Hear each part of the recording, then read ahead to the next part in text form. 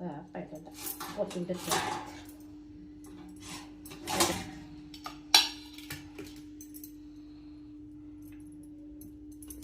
कांदा एक मोठा बारीक चिरून घेतला.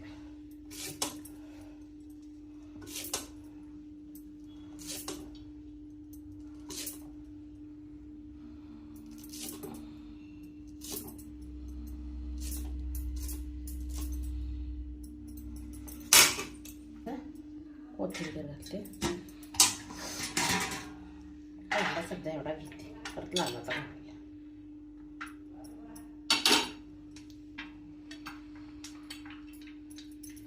कांदा कोथिंबीर झालाय.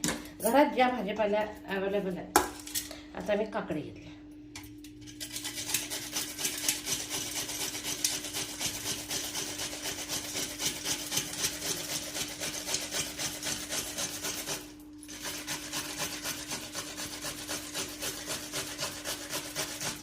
हा थोडा भाग टाकायचा, कारण तो खालचा भागाला जरा हे असतं, कडू पण असतो.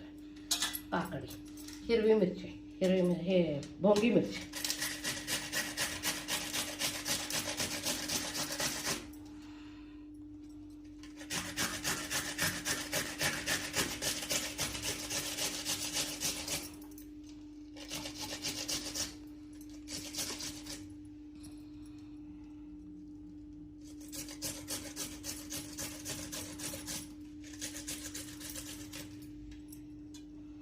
भोंगी मिरची.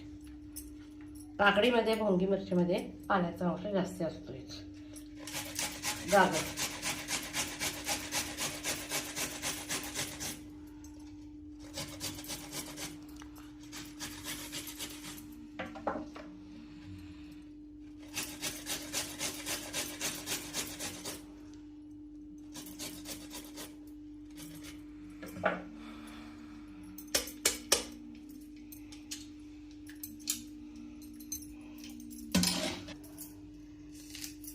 कडलिंबाचं एक पान की नाही हाताला असं मोठा मोठा करून घ्यायचं. म्हणजे असं तसंच डायरेक्ट पान घातलं की काढायचं होतं. बारीक केलं की काढायला येतच नाही.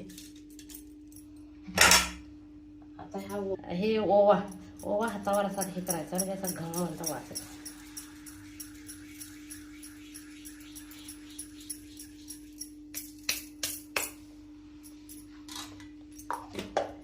ही कसुरी मेथी,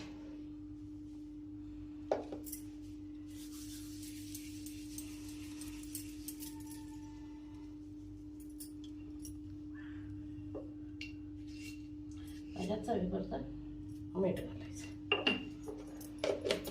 याच्यात लाल तिखट घातलं तर एवढं कॉम्बिनेशन चांगलं वाटत नाही, म्हणून मी हिरवी मिरची घेतली.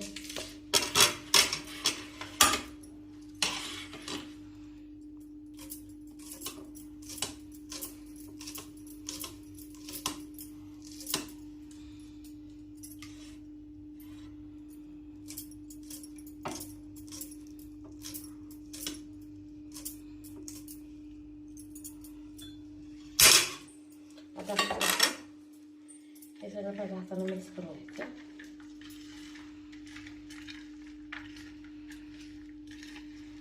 याच्यात पांढरे तीळ पण घालायचे, कारण माझं काय करायचं तीळ भाजलेले आहेत. ते अजून भाजले जातात म्हणून मी घालणार नाही. मी एकदम तीळ भाजून ठेवले, थोडे तसेच ठेवायला पाहिजे, लक्षात नाही आलं.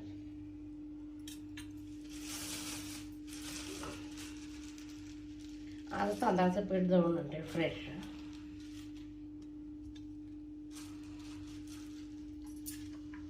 याच्यात कॅप्सिकम आणि कोकंबर पाण्याचा अंश जास्त असतोय. कांदा आहे आणि पहिल्यांदा सुक्क हे करूया.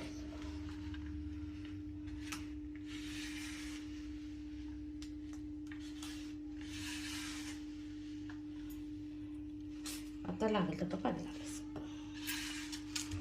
हे कापडावर एखाद्या रुमालसारखं कॉटनच्या आत थापलं तरी चालतंय, किंवा पण नॉनस्टिक तवा असला तर डायरेक्ट तव्यावर थापलं तरी चालतंय. पण तव्यावर पहिलं एकच होतं, नंतर होत नाही म्हणून आपलं तर कापड घेते. गॅस वाजतोय.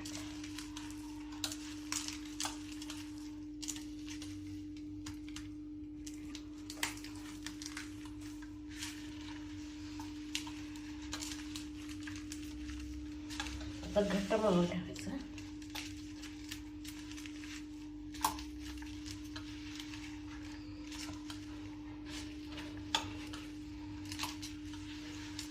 करायच्या वेळी जरा पाण्याचा हात अगोदर अजून करायला अर्धा तास वेळ आहे, तोपर्यंत हे होतंय, पाणी सुटतंय.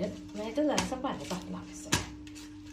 याच्यात भाजलेले शेंगदाण्याचे तुकडे घातले तरी चालतात, किंवा आवडे वरणाचे कोवळे तुकडे घातले तरी चालतात. आता ते भिजेपर्यंत अंडी आहेत शिजवले, अंड्याचं सार करणार आहे.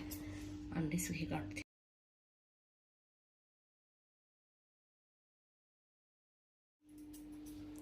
एक कॅप्सिकम अर्धा राहिलं होतं माझ्या लक्षातच आलं नाही, ते पण घालते. मग अर्धाच कुठे ठेवायचं, फ्रीजला ठेवू नये. टोमॅटो, कांदा किंवा कॅप्सिकम कुठला पण अर्धा एका साईडला राहिलं माझ्या लक्षात नाही आलं.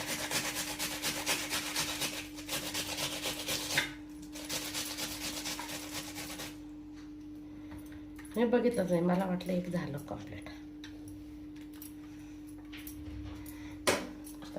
थोडासा पाण्याचा ठेवून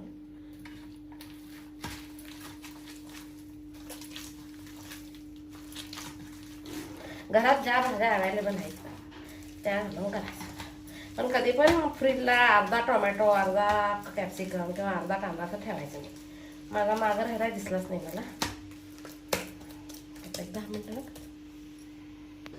आता एक 10 मिनटं झाले आहेत. मी ह्याच्यावर पण एक करून दाखवते, कापडावर पण एक करून दाखवते. तांदळाच्या पिठाला आमट जास्त, हे तिखटपणा जास्त. तांदळाच्या पिठाचं करता येते, ज्वारीच्या पिठाचं करता येते, नाचणी, बाजरी कुठल्या पण करायला येते. पण कर्नाटकात फेमस तांदळाचं.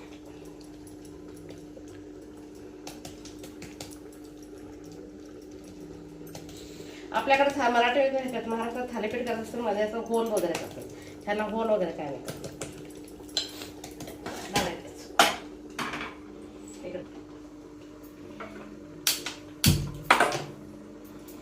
आता काही तेल लावायची गरज नाही. एक चमचा तेल लावलं तर 4-5 होतात. हे भातावर म्हणून अंड्याचे मगाशी अंडे सोडले नाही, अंड्याची आमटी भातावर हे शेंगदाण्याचं तिखट बसवत आहे. आता कापड ओलं करून त्याच्यावर दाखवते.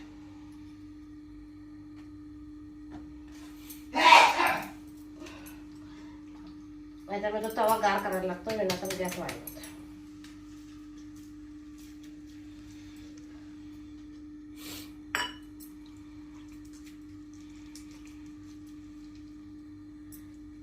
हे चिकटपणा जास्त असते, त्यांच्या हातावर उठायला बघतो आपण. बटर पेपर म्हणून मिळतोय, तो वापरला तर चालतो. म्हणजे वब्बटला जर वापरतात की पोळीला, मी नाही, मी सरळ कापड वापरते बटरचं.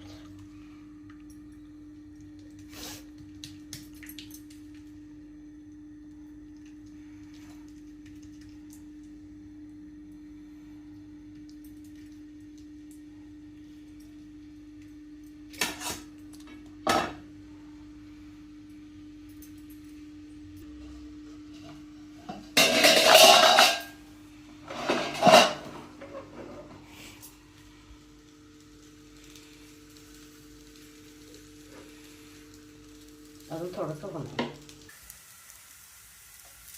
आता हे सगळ्या साईडला उठते.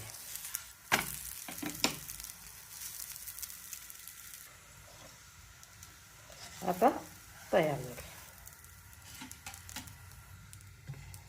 असं काढायचं आणि आता दुसरं घातलंय, 1 मिनिटभर सोडायचं म्हणजे ते कापड सोडते.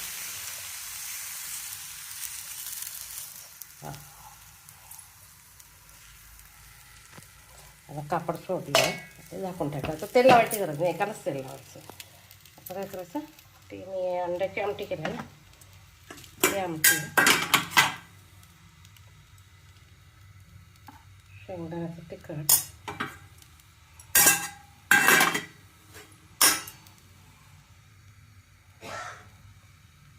आणि दही. अजून एक होऊ दे, अजून एक झालं की माझा कर्नाटका स्पेशल हेल्दी ब्रेकफास्ट खाण्यासाठी तयार होतं. आता याला काय साईडला कांदा, कॅरेट, काकडी काहीच लागत नाही, कारण सगळं ह्याच्यात आहेच. असं तयार झालं. आता